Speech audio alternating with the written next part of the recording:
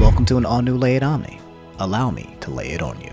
You guys probably already know this, alright? But the new Joker movie, it just came out 3 days ago on October 4th, and yeah, everybody freaking hates it. Like seriously, I've been looking all over the internet and I haven't seen one single good review about the movie yet. I imagine that most of you guys right now who are watching this video was going to watch Joker 2. But now after all the hubbub, you're going to just wait for it to appear on Netflix or whatever streaming service it comes on out later. Or maybe you're one of the unlucky ones who wasted their entire afternoon/evening watching this disaster. Hell, I heard this movie was so bad that people were getting up in the middle of the movie and just left.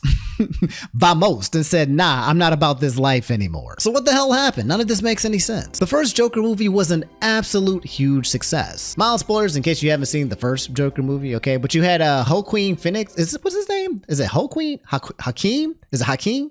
Hakeem. Yeah, let's just say Hakeem. You had Joaquin Phoenix as Joker, discovering that he is now, you know, becoming the Joker. You got the infamous "you get what you deserve" scene where Robert De Niro takes a one-pump shotty to the face. You basically got the whole backstory of how the Joker came to be, and all of it was brilliant. Absolute cinema. And boy, did we need it after that shit show that was Suicide Squad's Jared Leto's Joker that came out back in 2016. So how did we go from 2019's most highly acclaimed portrayal of Joker since Heath Ledger from The Dark Knight? Rest in peace, by the way, which is still one of the greatest performances of any character in any Hollywood movie ever, period. Meryl Streep as Miranda Priestley being a very close second favorite of mine. But yeah, how did we go from that to this? What do you mean, Warner Brothers? This was an easy layup. All you had to do was add Lady Gaga as Harley Quinn, you know, have her walking around with that accent and the lollipop being like, "What's up, sugar?" You know, the yeah, I know the Harley Quinn, yo. Take a big old hammer and just like crunch somebody's face with it, you know, just skull and brains everywhere. People would have been like, "Oh man, I'm gonna watch that." And to be honest, guys, that's about it. Like, this movie already had a winning formula. So how did they fumble this bag so miraculously?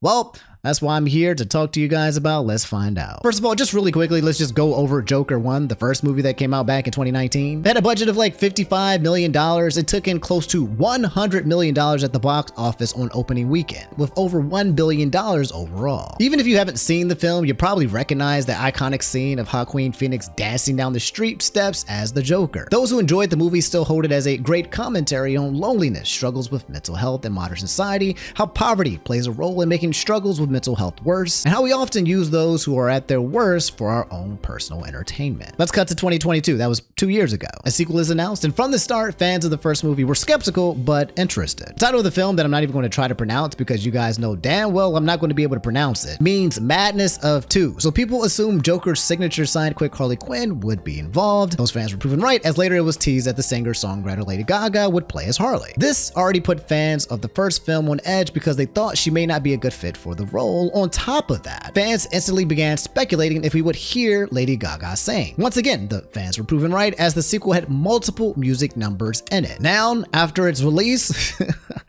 oh boy, Joker 2 is sitting at a whopping 5.3 out of 10 on IMDb and a 33% on Rotten Tomatoes. As bad as this seems, this wasn't really bad for Lady Gaga, okay? She's already got #1 charts with Bruno Mars with a song called Die With A Smile, and also she's #1 when it comes to the international box office. So she's definitely hitting her charts, even though the Joker movie is still not leading up to expectations. It's kind of funny how that works. This tweet here saying Joker 2 receives a D on Cinema Score. This is the lowest ever for a comic book film, the lowest of all time. These are the movie seats right here for a movie called Look Back. It's a Japanese movie. It's completely filled up to the brim as of October 6th. And then if you go over to the right, this is Joker 2.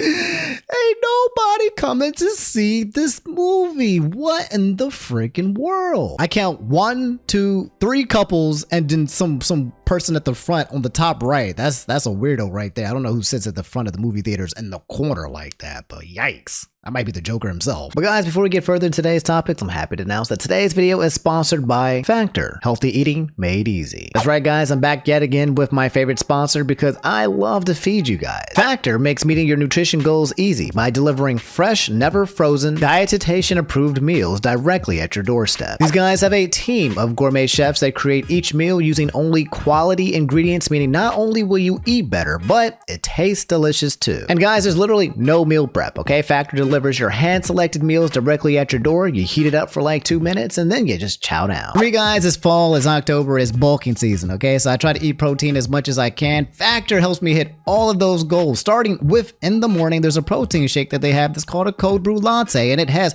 freaking 18 grams of protein. That's just fresh out the gate right in the morning. Also, you can try Protein Plus meals specifically that has at least 30 grams of protein or more per serving. Or if you really want to treat yourself, you can try one of the upscale options, which includes both surf and turf and surf and surf meal options, including roasted garlic filet mignon and shrimp and Cajun spice shrimp salmon. Mwah, delicioso. Personally, when I spend time trying to figure out what to cook, I always end up eating unhealthy and spending way too much money. But Factor removes all of the guesswork. I know exactly what I'm eating well ahead of time, and I know that it's going to taste damn good. So yeah guys, what are you waiting for? Head to factor75.com or click the link below and use code OMNI50 to get 50% off your first Factor box and 20% off your next month of orders. Again, that's code OMNI50 at factor75.com. 50% off your first Factor box and 20% off next month's orders. You really can't beat that. And again, special thanks to Factor for sponsoring today's video. So this very tiny review by Screen Crush caught a lot of people's attention on the internet, talking about why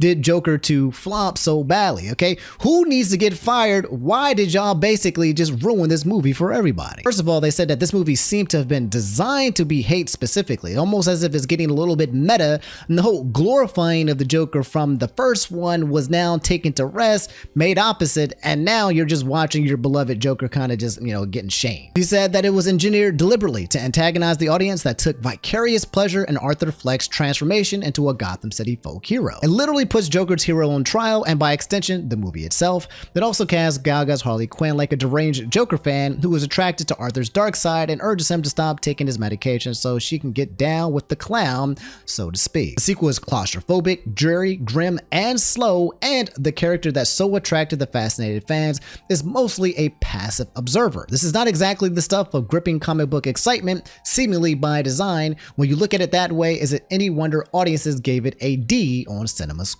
This review and the Joker subreddit was kind of hilarious. It said Joker 2 was a flop, 0 out of 10. Why they have to create a sequel to a beautifully made first movie ? The character depth of Fleck and empowerment was all thrown away for the sake of shock value at the end. The beauty of the dance in the first was lost through the repeated dances and songs, and Lady Gaga as the cast waste of an opportunity to create a heartfelt connection between Phoenix and a truly emphatic and skilled actress, aka not Gaga.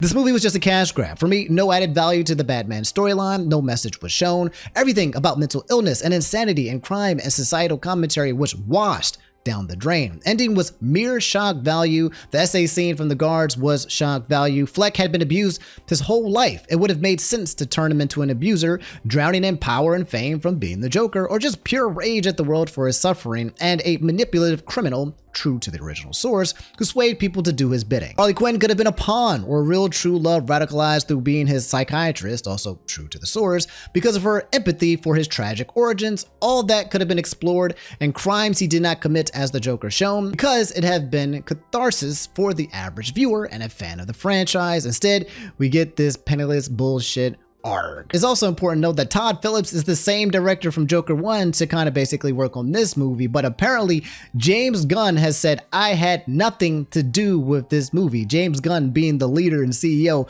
of the entire DC universe. So when you have the guy at the top saying, wasn't me, bro, I had nothing to do with it, then you know that you just dropped a steaming pile of hot garbage on your audience. In my opinion, without even being able to watch the movie, but kind of like knowing everything that already happened in the movie based on all the research, okay, is that they did spins on it.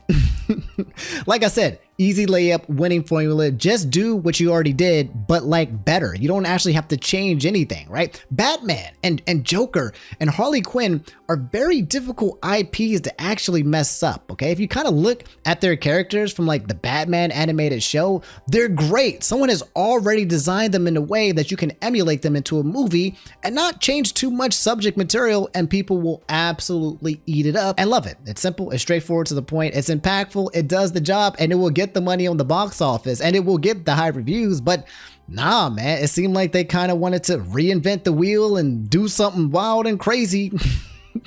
Turn this thing into a musical that's not a musical.